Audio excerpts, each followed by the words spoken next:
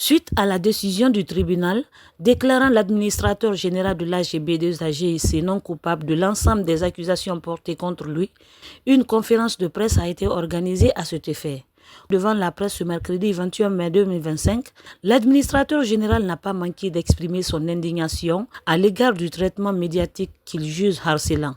Vous savez, quand durant 3 ans, vous avez été soumis à beaucoup d'harcèlement, que ce soit maintenant médiatique, mais le plus souvent, on pense que ce n'était qu'à l'échelle de la Guinée.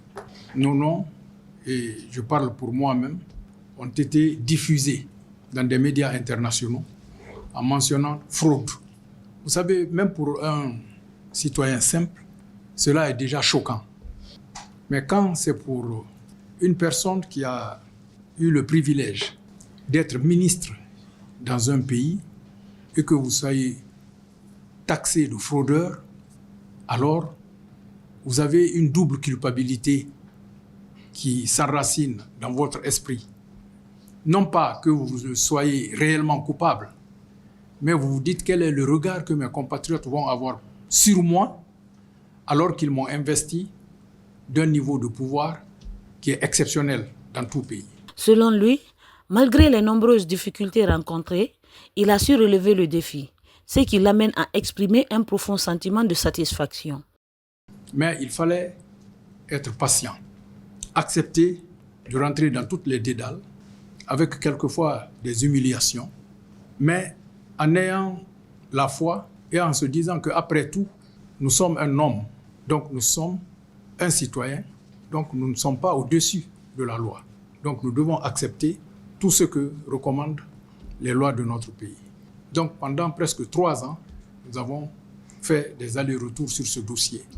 Et quand au bout de ces 3 ans, vous avez une décision de ce genre qui tombe, ça fait un soulagement pour vous à titre personnel, mais également pour l'ensemble des personnes qui se sont senties impliquées à côté de vous dans un dossier de ce genre. Au cours de son allocution, il a affirmé que la confiance et la crédibilité sont les piliers du succès de la société, avant de remercier chaleureusement tous ceux qui lui ont témoigné leur soutien tout au long de cette épreuve. Le succès de AGB2AGIC ne tient qu'à une chose, c'est la confiance que des partenaires ont eue, d'abord en la Guinée, mais ensuite en ma personne.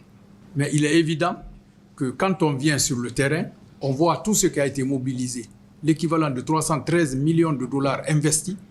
Cela l'a été par la confiance que les partenaires aussi ont eue en ma personne.